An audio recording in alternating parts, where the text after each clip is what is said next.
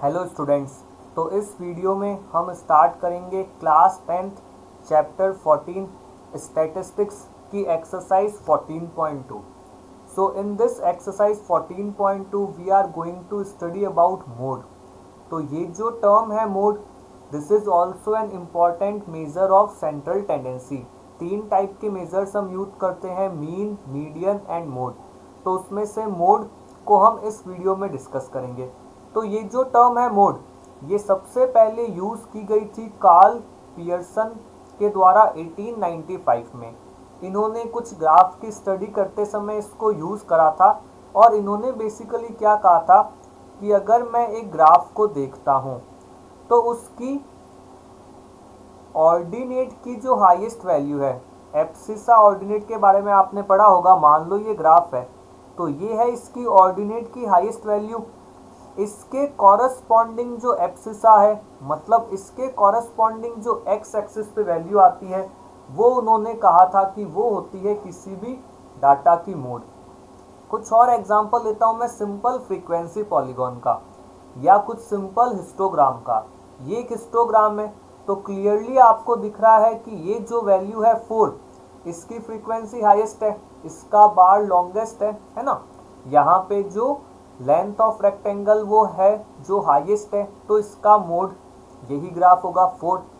एक और एग्जांपल लिया जो कार्ल पियर्सन लिया था, उस तरह का ये ग्राफ है। तो यहाँ पे इस ग्राफ की पीक जो आपको दिख रही है वो पॉइंट डिनोट करेगा मोड। तो इस तरह से आप किसी ग्राफ को देख के भी मोड को आइडेंटिफाई करते हो।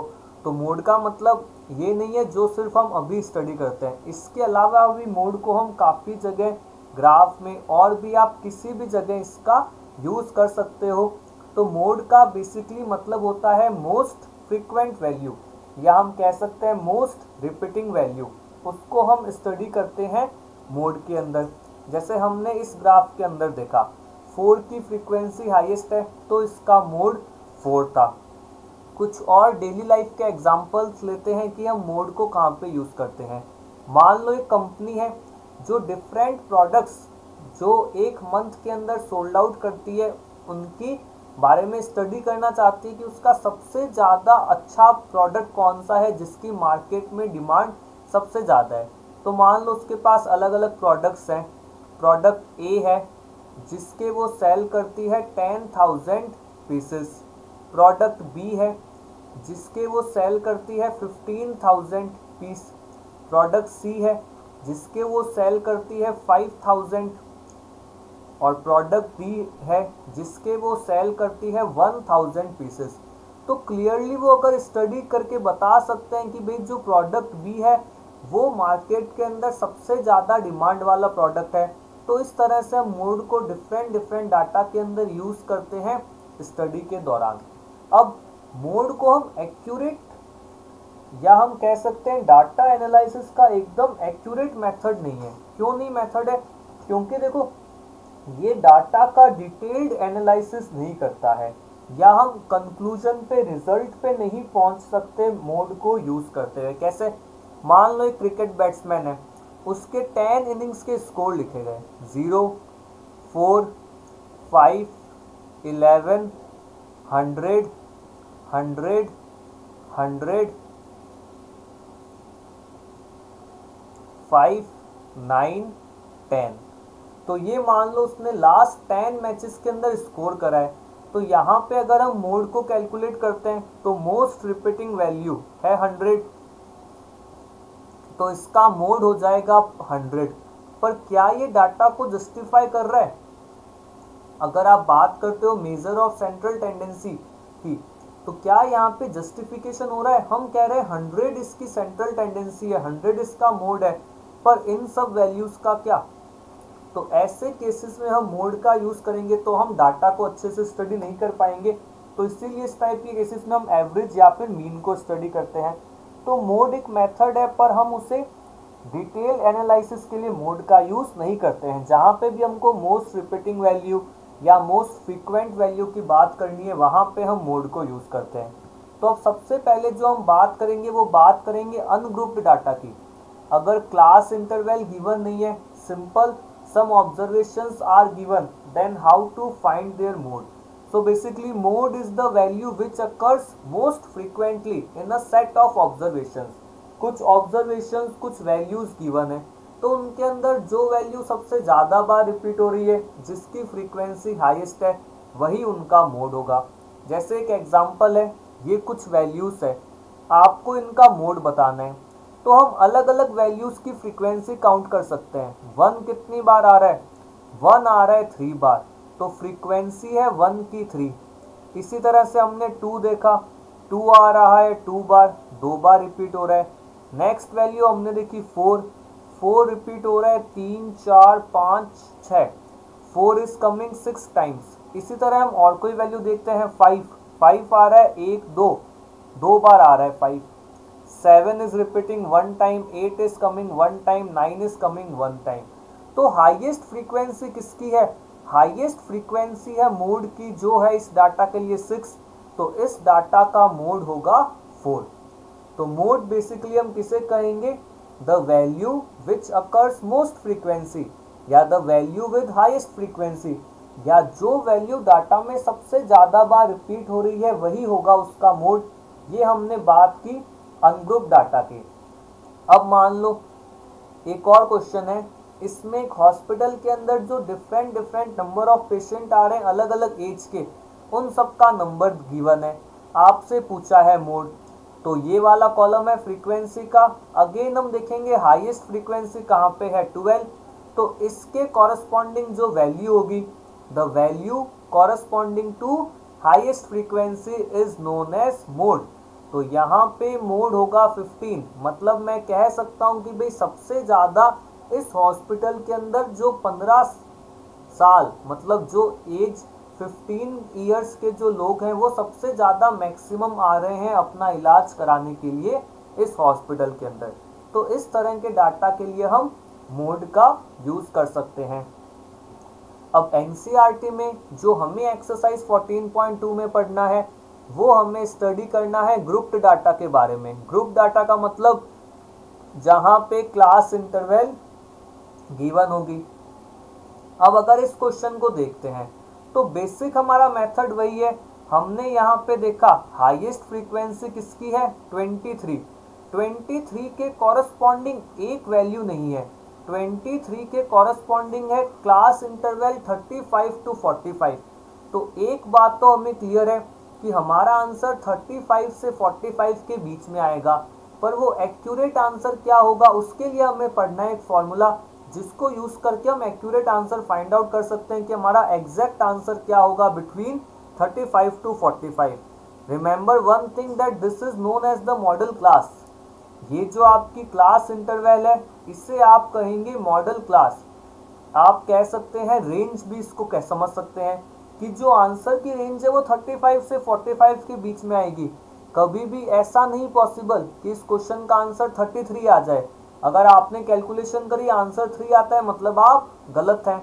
अगर आपका आंसर 45 से बड़ा आता है तो भी आप गलत हैं। आपका आंसर 35 से 45 के बीच में आएगा। ये बात आपको हमेशा याद रखनी है। मॉडल क्लास के अंदर हमारा आंसर आएगा। तो सबसे पहले पढ़ते हैं फॉर्मूला मोड कैलकुलेशन का। तो मोड कैलकुलेशन का फॉर्मूला है mode equals to L plus F1 minus F0 upon 2F1 minus F0 minus F2 into H। बात समझते हैं इन सब चीज़ों का मतलब क्या होता है। L का मतलब है lower limit of modal class. यहाँ पे हमने देखा मॉडल क्लास था 35 to 45, तो इसकी लोअर लिमिट कौन है, इसकी लोअर लिमिट है 35। तो यहाँ पे हम L की प्लेस पे पुट कर देंगे 35। जो मैंने एग्जाम्पल अभी प्रीवियस क्वेश्चन था उसमें L हो गया 35।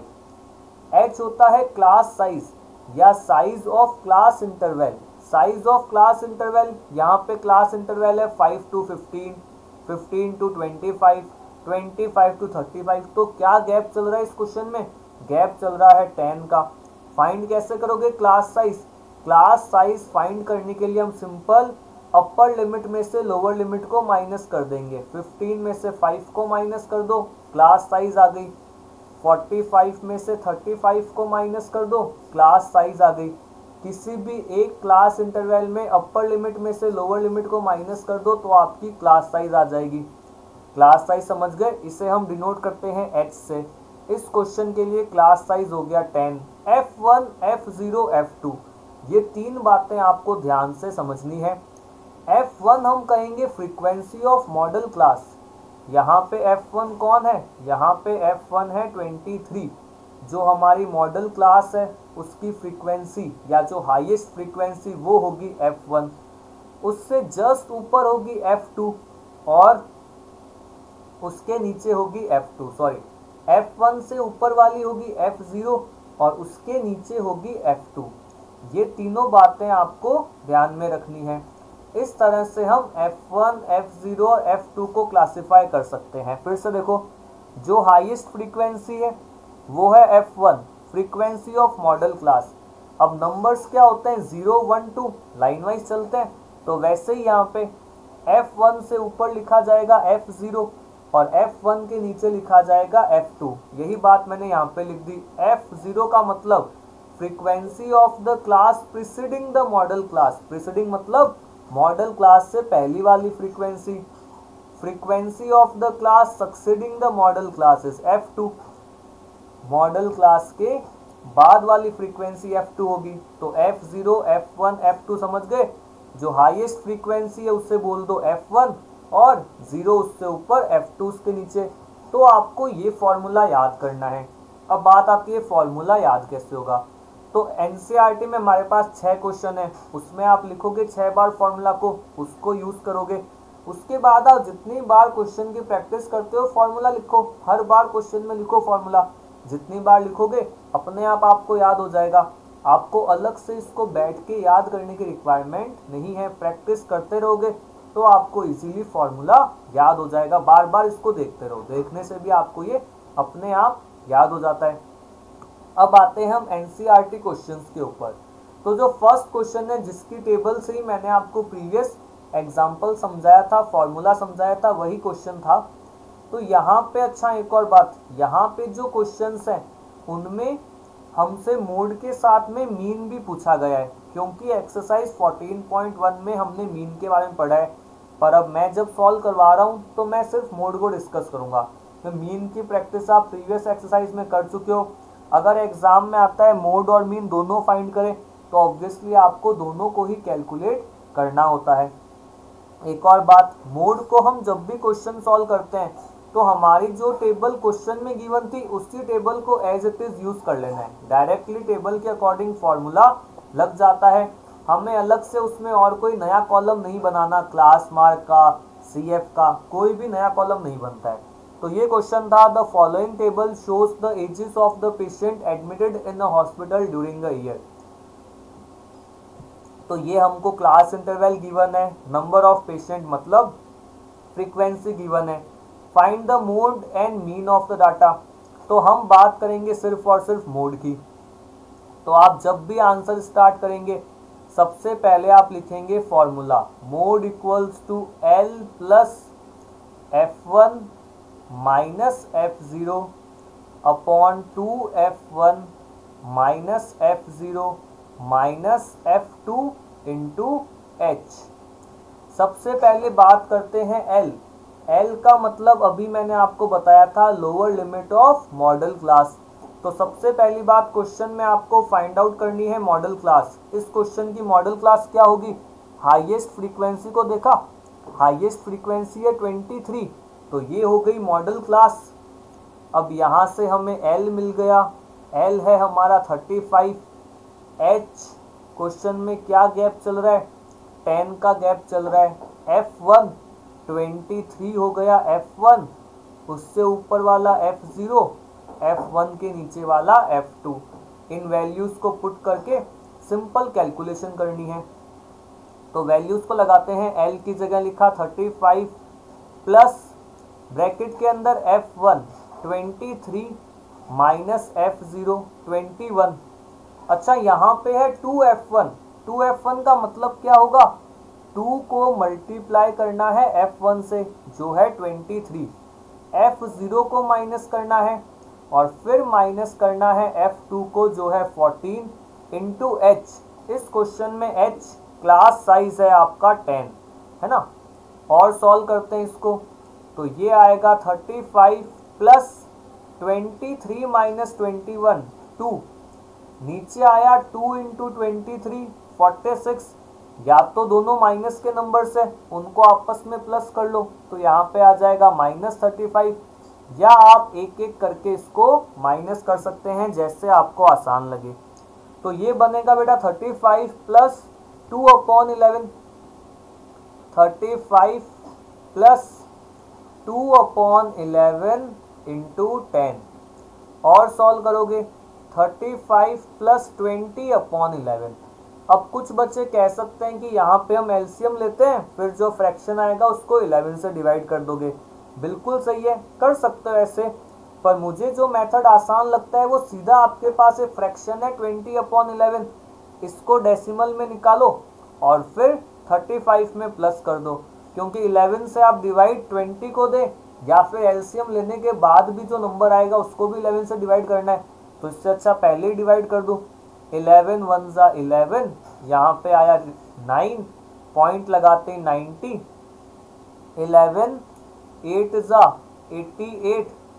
अगर दो डेसिमल प्लेस तक निकालना चाहो तो यहाँ पे आ गया 2 और पीछे लग गया 0, तो 11 1 जा 11।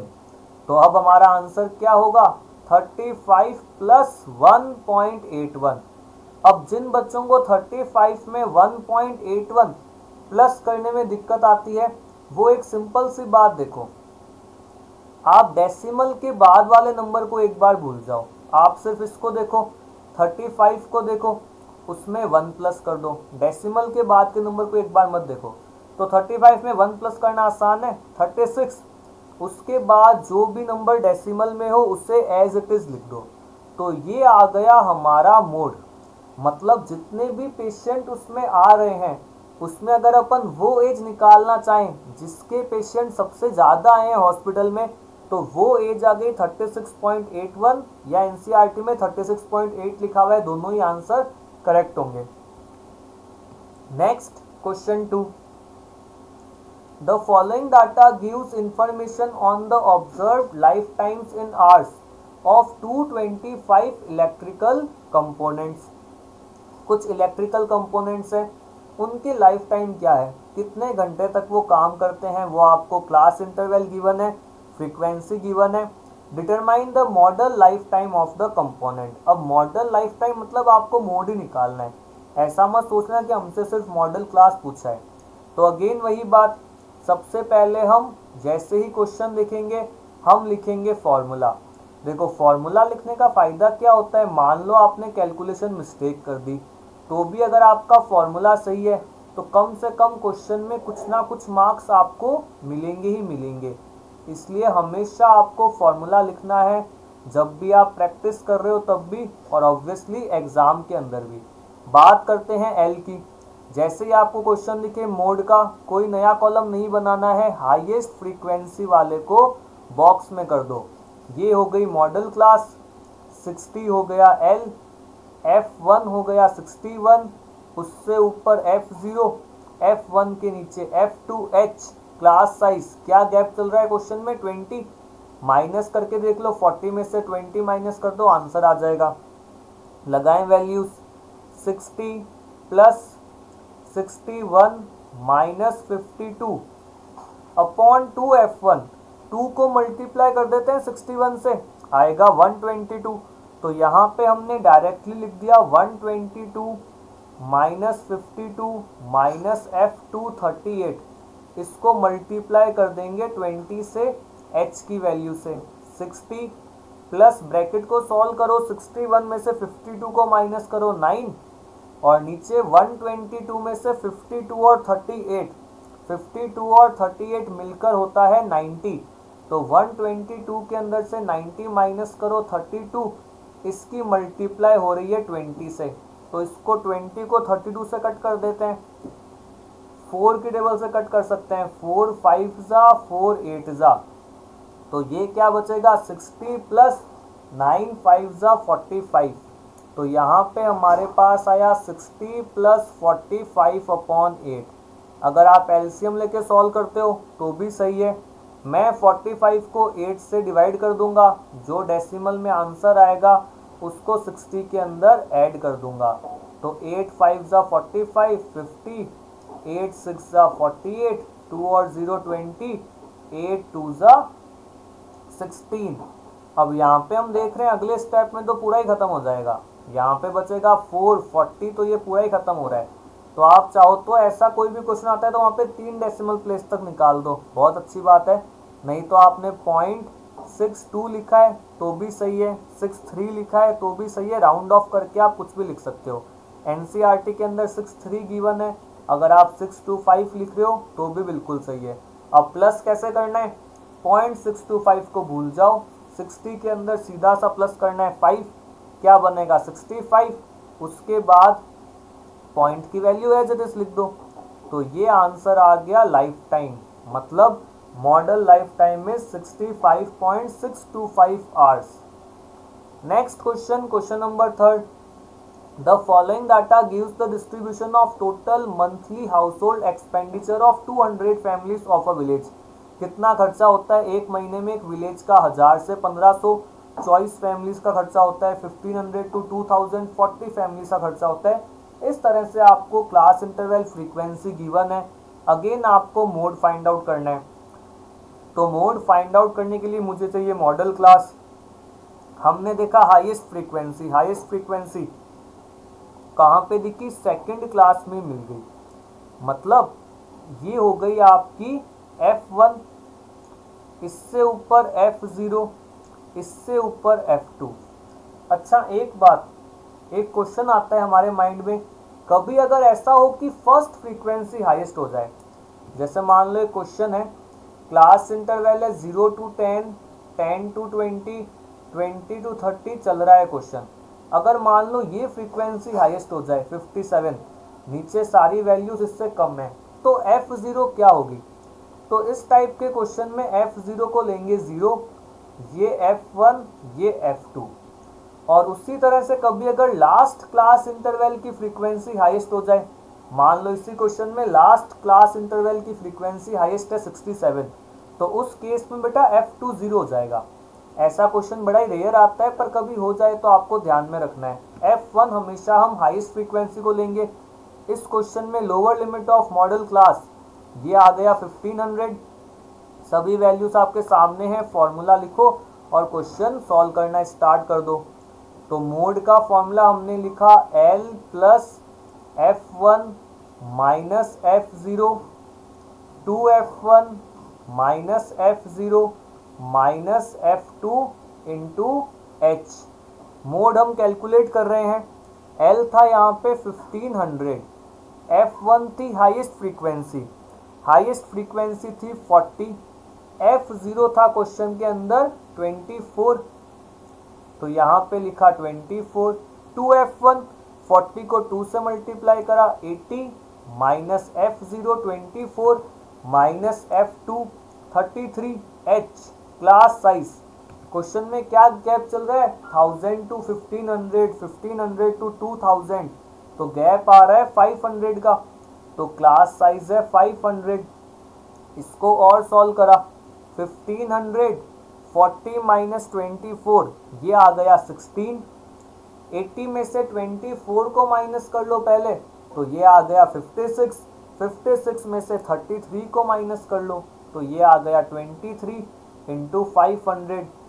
500 और 23 आपस में कैंसिल नहीं हो रही, मतलब सीधी सी बात है 16 को 500 से मल्टीप्लाई कर दो, तो 5 16 ज़ा 80, 2 0 और लग गए, तो ये आ गया 8000 अपॉन 23।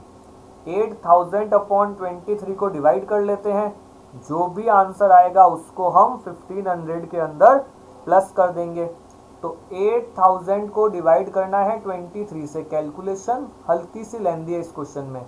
तो देखो 23 3 ज़ा होते हैं 69, ये आया 11, 110, 23 5 ज़ा होते हैं 115, बड़ा हो जाएगा तो 23 4 ज़ा 92, ये आ गया 18, ये बन जाएगा 180, तो 23 5 ज़ा बड़ा हो गया, 6 जा 7 ज़ा देख लो, 23 7 ज़ा 7 3 ज़ा 21 और ये आ गया 161 7 ज़ा, ठीक है 161 लिखा तो यहाँ पे बचा 19, पॉइंट लगाते ही हो गया 190, तो 7 ज़ा था 161, तो 8 आएगा नियरेस्ट, इसके अंदर 23 और प्लस कर दो तो ये आ जाएगा 184, ये आ गया 184, माइनस करा तो 60 बनेगा, तो ये आ गया 0.2, 347.82 को 1500 में प्लस करो तो आपका आंसर आ जाएगा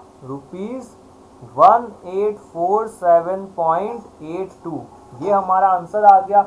एनसीईआरटी में 3 डेसिमल प्लेस निकाल के फिर राउंड ऑफ करा हुआ है तो आंसर आ रहा होगा 1847.83, यह आंसर भी बिल्कुल करेक्ट है। डेसिमल में इतनी सी वैल्यू का कोई डिफरेंस नहीं होता है। रुपीस में क्यों आया answer, expenditure in rupees given था। देखते हैं फिर next question, question number 4। The following distribution gives the state wise teacher student ratio in higher secondary schools of India. तो अलग अलग स्टेट में क्या रेशियो है, मतलब कितने स्टूडेंट्स के ऊपर एक टीचर है, 15 to 20 स्टूडेंट्स के ऊपर एक टीचर है। कोई 3 स्टेट ऐसी है, मान लो राजस्थान, पंजाब, गुजरात, जहाँ पे सेकेंडरी स्कूल्स में एक टीचर की क्लास में सिर्फ 15 से 20 बच्चे बैठते हैं, यूनियन टेरिटरीज में इस तरह से आपको डाटा गिवन है। अगेन आपसे मोड और मीन दोनों पूछे हैं, हम मीन नहीं निकालेंगे, अगर एग्जाम में आता है तो ऑब्वियसली आपको दोनों फाइंड आउट करने हैं। यहाँ पे हम प्रैक्टिस कर रहे हैं मोड की, इसलिए मैं आपको मीन नहीं करवा रहा हूँ। L plus F1 minus F0 upon 2F1 minus F0 minus F2 into H। तो बात करेंगे मोड की, L की वैल्यू। अब देखो L यहाँ पे क्या होगा, मॉडल क्लास हाईएस्ट फ्रीक्वेंसी है 10, तो उसके कॉरस्पॉन्डिंग लोअर लिमिट कौन सी है 30, तो L की जगह लिख दिया 30। F1 10, F0 उससे ऊपर वाला 9, 2F1 20 minus F0 9, F2 3 into H।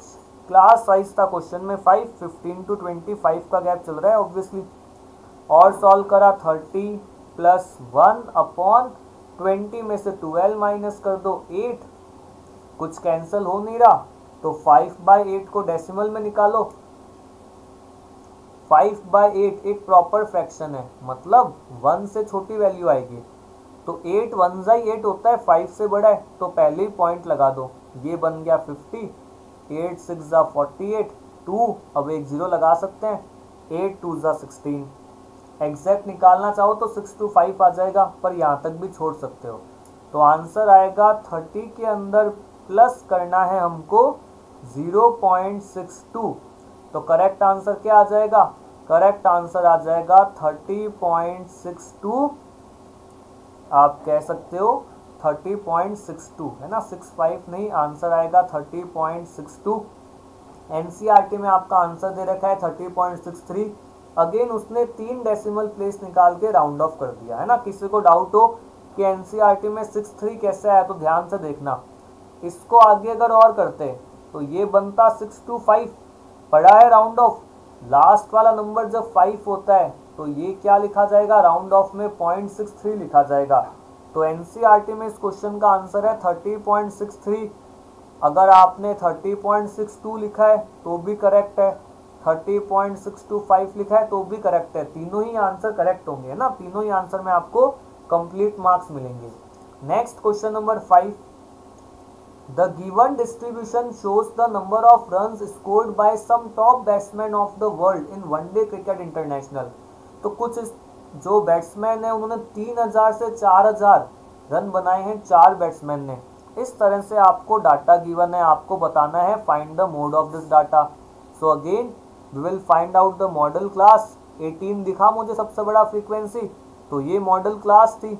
18 F1, उससे ऊपर F0, उसके नीचे F2 लगा देंगे मोड का फॉर्मूला और क्वेश्चन को सॉल्व कर देंगे। मोड का formula L lower limit plus F1 frequency of modal class, F0 frequency of class preceding modal class, 2F1 minus F0 minus F2 F2 को क्या कहेंगे, frequency of class succeeding modal class into H class size lower limit minus upper limit minus lower limit या difference of lower and upper limit. L क्या था यहाँ पे, lower limit of modal class 4000, तो यहाँ पे लिखा 4000 plus F1 18 minus F0 4 2F1, मतलब F1 की वैल्यू को 2 से मल्टीप्लाई कर दो। इससे दो चीज़ें माइनस करनी है, 4 भी माइनस करना है, 9 भी माइनस करना है, इंटू H था क्वेश्चन के अंदर 1000, यहाँ पे स्पेस नहीं है तो मैं ऊपर लिख रहा हूँ, ओके, इंटू 1000। यहाँ से स्टार्ट कर लेते हैं। 4000 18 माइनस 4, 18 माइनस 4 होगा 14, 36 में से 4 और 9 मतलब 13 को माइनस करो 23, इंटू करना है 1000, कैंसिल होगा नहीं तो मैंने ऊपर बना दिया इसको 14000, ये वैल्यू आ गई 14000। आगे और सॉल्व करते हैं। 14000 को 23 से डिवाइड करते हैं, 14000 को डिवाइड करते हैं 23 से, तो 23 5 जा होता है 115 और 23 6 जा ये होगा 138, यहाँ पे बचेगा 2 0, अभी तो ये 23 से छोटा है तो एक 0 यहाँ पे और लोगे तो बीच में एक 0 आ जाएगा, ये बन गया 200। तो 23 की टेबल में 200 की नियरेस्ट वैल्यू क्या आएगी, 23 को 8 से मल्टीप्लाई करके देखो, 8 3 ज़ा 24, 8 2 ज़ा 16 18, बिल्कुल सही है 184, ये आया 16 160। तो 23 7 ज़ा 23 को 7 से मल्टीप्लाई करें, 7 3 ज़ा 21 161, इससे बड़ा आ रहा है तो आप लोगे 6 टाइम्स, 23 6 टाइम्स होगा 138, यहाँ पे बचेगा 22 मतलब 220, तो हम 9 टाइम्स आएगा इसके नियरेस्ट, है ना, 9 टाइम्स आ जाएगा 207 जो इसके नियरेस्ट है। तो ये आ गया 608.61। L की वैल्यू थी 4000, 4000 के अंदर प्लस करेंगे 608.69 को, तो आंसर आ जाएगा 4608.69 और एनसीईआरटी में आपका आंसर राउंड ऑफ करके 7 लिखा हुआ है। अगर आप 69 लिखते हैं तो भी सही है, एग्जैक्ट आंसर मैच करना है एनसीईआरटी से तो ये 7 कर दिया इसको राउंड ऑफ करके। जब भी ये वैल्यू 5 या उससे ज़्यादा है तो आगे वाले नंबर में 1 प्लस कर देना है।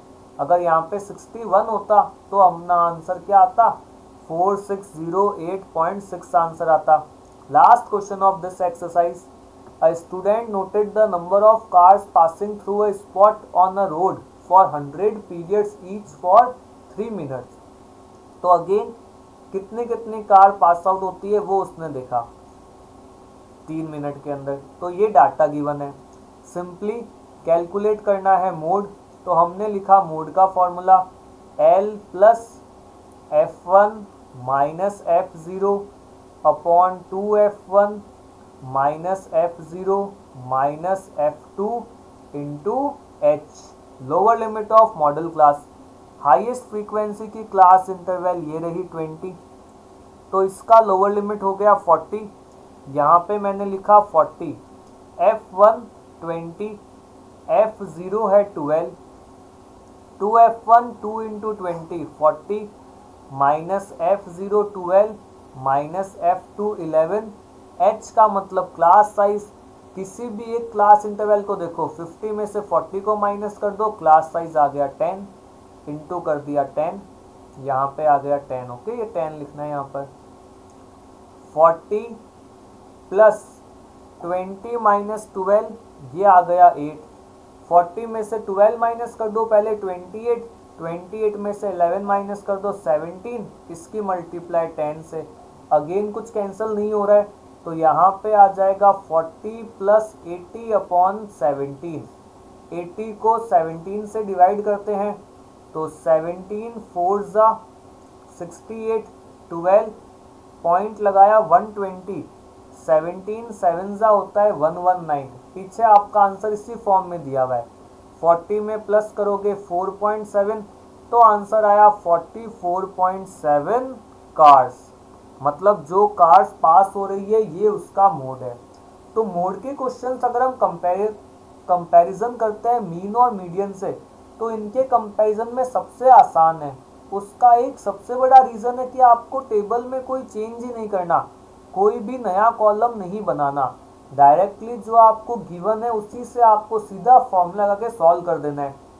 दूसरी बात, एनसीईआरटी के अंदर कोई भी क्वेश्चन मिसिंग फ्रीक्वेंसी का नहीं है, जिसमें क्वेश्चन में मोड गिवन हो और फ्रीक्वेंसी मिसिंग हो, जैसे क्वेश्चंस हमने मीन और मीडियन में करे हैं। तो ये भी एक प्लस पॉइंट है कि एग्जाम में मिसिंग फ्रीक्वेंसी आने का चांस भी कम है। तो जब भी क्वेश्चन चॉइस में आते हैं तो ये सजेस्ट किया जाता है कि आप सबसे पहले मोड के क्वेश्चन को अटेम्प्ट करें। So that's for all in this video. हमने एक्सरसाइज 14.2 को कम्प्लीटली कवर कर दिया। Thank you.